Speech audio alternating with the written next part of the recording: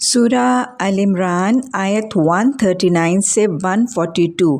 اس میں غزوہ احد کے دوران جب مسلمانوں کو بہت بھاری جانی مالی نقصان ہوا، 70 ہلاک ہوئے اور بہت سے بچے یتیم اور عورتیں بیوہ، نبی صلی اللہ علیہ وسلم بھی زخمی ہوئے اور تکلیف ہوئی، تو مجاہدین بہت زیادہ مایوس، نا امید، ڈس اپوائنٹ اور ڈپریس ہوئے۔ تو ان آیات میں اللہ مجاہدین احد کو تسلی دے کر احد میں آنے والی جو تکلیفیں ہیں ان کی حکمتیں اور وجوہات سمجھا رہا ہے، اور وجہ بتائی جا رہی ہے۔ پہلی بات کہ اگر اس غزوے میں اور اس مارکے میں تمہیں زخم لگائے تو پچھلے سال ان کو بھی تو لگا تھا، تو بالکل ایسے ہی ہے نا، بدر میں مشرکین مکہ کے 70 ہلاک اور 70 قیدی ہوئے تھے، اور احد میں مسلمانوں کے 70 شہید ہو گئے۔ دوسری وجہ سمجھائی گئی کہ یہ تو گردش ایام ہے، یہ تو زندگی کے اتار چڑھاؤ ہے، کبھی خوشی ہے، کبھی غم ہے، کبھی بیماری، کبھی صحت، کبھی کامیابی، کبھی ناکامی۔ پھر تیسری وجہ سمجھائی گئی ہے کہ اللہ اس ساری تکلیف کے ذریعے اللہ اپنے فرما برداروں کو چھانٹنا چاہتا تھا، اور چوتھی بات ہے کہ جنت کی نعمتوں سے نوازنا چاہتا تھا۔ رکوع نمبر 15 آیت نمبر 142 سے 148 ہے، اور پہلی دو آیات میں حقیقت بتائی گئی ہے، وَمَا مُحَمَّدٍ إِلَّا رسول، کہ نبی صلی اللہ علیہ وسلم ایک رسول کے علاوہ کچھ نہیں ہے۔ اور پھر آگے فرمایا گیا کہ اگر وہ فوت ہو جائیں تو کیا تم الٹے پاؤں پھر جاؤ گے؟ اصل میں یہ آیت اس پس منظر میں بیان کی گئی کہ جب غزوہ احد کے دوران رسول اللہ صلی اللہ علیہ وسلم کے شہید ہو جانے کی افواہ پھیل گئی تو صحابہ اکرام بددل ہو گئے تھے، کم ہمت اور کم حوصلہ ہو گئے تھے، اور وہ میدان جنگ سے یہ کہہ کر نکل گئے تھے کہ اب نبی صلی اللہ علیہ وسلم نہیں رہے تو ہم نے کس کے لیے جنگ کرنی، تو یہ آیت نازل کی گئی۔ اصل میں یہ افواہ پھیلنے کی بنیاد ایک تو یہ تھی کہ آپ صلی اللہ علیہ وسلم کا دندان مبارک شہید ہوا تھا، آپ کے رخسار مبارک میں، آپ کی چیکس میں وہ لوہے کی کڑیاں پیوست ہوئی تھیں، اور زخمی ہونے کی وجہ سے بہت سا خون بہہ گیا تھا اور آپ بے ہوش ہو کے گر گئے تھے۔ اور ساتھ ہی حضرت مصعب بن عمیر، جن کی شبیہ کچھ حد تک نبی صلی اللہ علیہ وسلم سے ملتی جلتی تھی، جب وہ شہید ہوئے تو مزید یہ خبر پھیلی اور حوصلے پست ہو گئے اور وہ بھاگ گئے، تو اللہ نے ان کو جھنجھوڑ کر یہ بتایا کہ تم جہاد اور قتال اللہ کے دین کی سربلندی کے لیے کر رہے ہو، تم صرف نبی صلی اللہ علیہ وسلم کے لیے نہیں کر رہے ہو۔ اور ان کو ایک ریالٹی چیک دیا گیا کہ ان کی وفات کے بعد بھی یہ کام اور یہ سرگرمیاں جاری رکھنی ہے، اور پھر یہ حقیقت بھی سمجھائی گئی کہ ہر شخص کو اللہ کے حکم سے موت آنی ہے اور موت کا وقت مقرر ہے۔ یہ حقیقت بار بار اللہ نے قرآن میں فرمائی ہے، کل نفس ذائقۃ الموت، کہ ہر جان کو موت کا کڑوا کسیلا گھونٹ پینا ہی ہے۔ اللہ سبحانہ تعالیٰ ہمیں موت کے بعد کے مراحل کو یاد رکھنے اور اس کی تیاری کرنے کی توفیق عطا فرما۔ ہم سب کو دنیا کے فکروں اور غموں سے بے فکر کر کے ہمیں غم آخرت اور فکر آخرت سے آشنا کر دے۔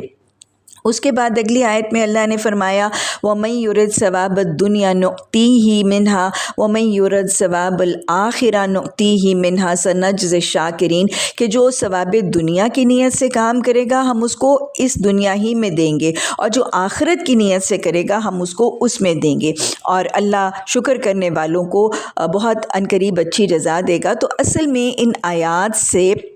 اور اس سے ملتی جلتی آیات جو قرآن میں بارہا آئی ہیں، اللہ یہ حقیقت سمجھانا چاہتا ہے کہ ایک مسلم اور مومن کو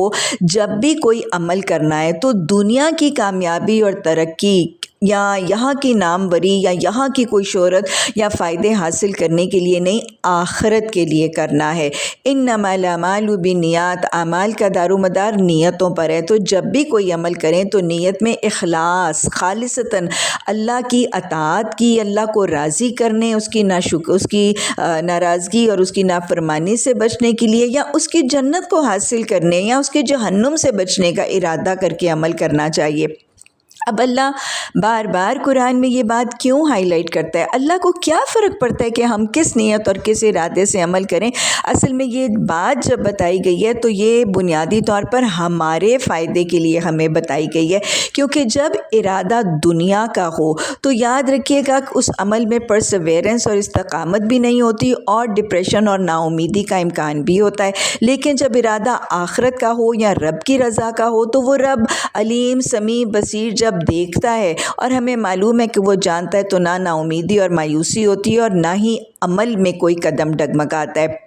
میں بس اوقات یہ باتیں حقیقت حال سے ایسے سمجھاتی ہوں کہ آپ دیکھیں کہ جب ہم دنیا کے لیے کوئی کام کرتے ہیں تو ضروری تو نہیں کہ کامیابی اور سکسیس مل جائے، امکان ہے کہ کوئی شخص اچیو نہیں بھی کر سکتا اور خاطر خواہ نتائج اور ریزلٹس جو ہیں وہ مرتب نہیں ہوتے۔ جب نہ ہوں تو پھر ڈپریشن اور مایوسی کی وجہ سے قدم ڈگمگا بھی جاتے ہیں۔ مثلاً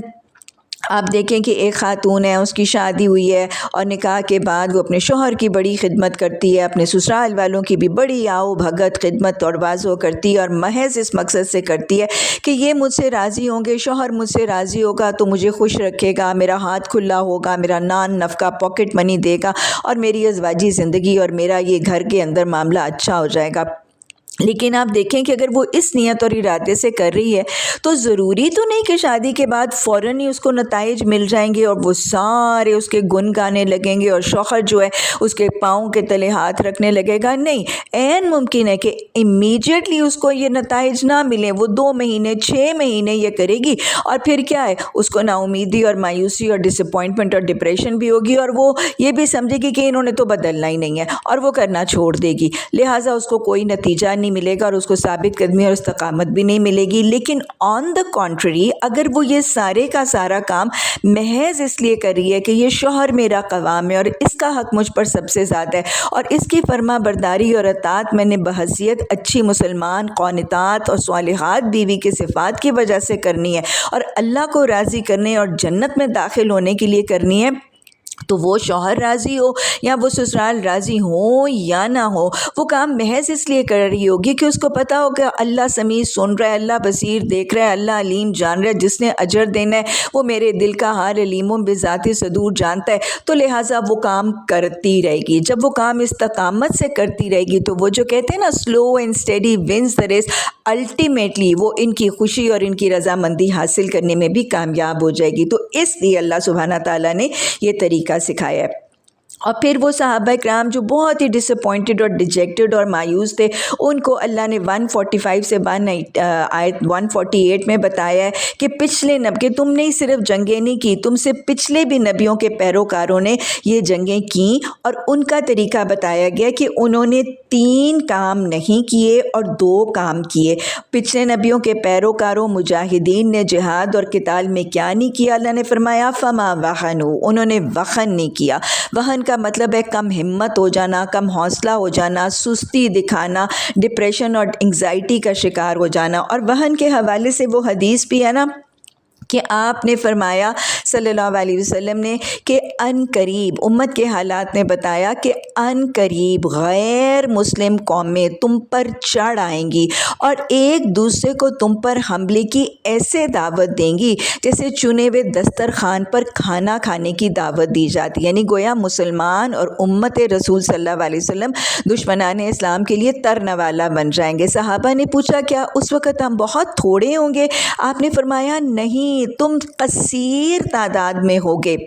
بالکل جیسے آج کے حالات ہیں نا کہ ہم the second biggest religion ہے in the world and the fastest growing religion in the world ہے، لیکن آپ نے فرمایا کہ تم بہت کثیر تعداد ہوگے لیکن تم خس و خاشاک کی طرح ہلکے اور بے وزن ہوں گے۔ صحابہ نے وجہ پوچھی تو آپ نے فرمایا تمہارے اندر وہن پیدا ہو جائے گا، اور وہن کا آپ نے فرمایا حب دنیا، دنیا کی محبت، کراہت الموت، موت کی کراہت، یعنی تم جہاد قتال دنیا کی محبت اور اپنی جان کی محبت میں چھوڑ دو گے۔ پھر دوسرا کام نہیں کیا فمستقانو، انہوں نے کمپرومائز نہیں کیا، ریکنسائل نہیں ہوا، دوستی کی طرح نہیں ڈالی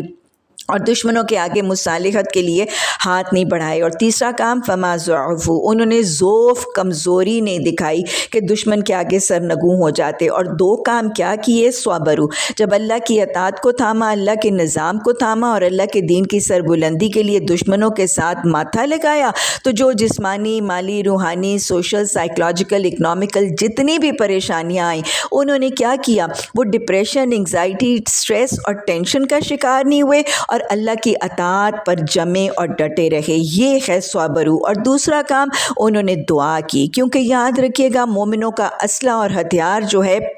وہ صبر ہوتا ہے، اور ان کے ہتھیار جو ہیں وہ دعا ہوتی ہیں، اور بہت ہی خوبصورت دعا ہے، ربنا اغفر لنا ذنوبنا، کہ اللہ ہمارے گناہ کمیاں کوتاہیاں بخش دے، اور ہم معاملات میں جو ہم سے زیادتیاں ہوئی ہیں ان کو بھی معاف کر دے، وثبت اقدامنا، اور ہمارے قدم جما دے، ثابت قدمی عطا فرما دشمنان اسلام کے خلاف، نفاذ اسلام کے لیے، وانصرنا علی القوم الکافرین، اور کافر قوم کے مقابلے میں ہماری مدد کر۔ اور پھر اگلی آیت میں اللہ نے بتایا کہ یہ ایسے فنیٹک اور ایسے فنڈامنٹلسٹ جو ایسے جہاد اور قتال کرتے تھے، یہ 3 کام نہیں کرتے تھے اور یہ صبر اور دعا کے 2 کام کرتے تھے، ایسوں کو ان کے دشمنوں نے کاٹ کر یا بھون کے نہیں رکھ دیا تھا۔ اللہ فرماتا ہے فَآتَاهُمُ اللَّهُ ثَوَابَ الدُّنْيَا وَحُسْنَ ثَوَابِ الْآخِرَةِ وَاللَّهُ يُحِبُّ الْمُحْسِنِينَ، کہ اللہ نے ان کو دنیا کا بھی ثواب دیا اور آخرت کا بھی ثواب دیا۔ تو یہ ہے وہ وعدہ جو اللہ نے ہر مسلمان قوم اور امت محمدی صلی اللہ علیہ وسلم سے کیا ہے۔ اللہ یہ وعدے یاد رکھنے اور سکھانے سنانے کی توفیق عطا فرما۔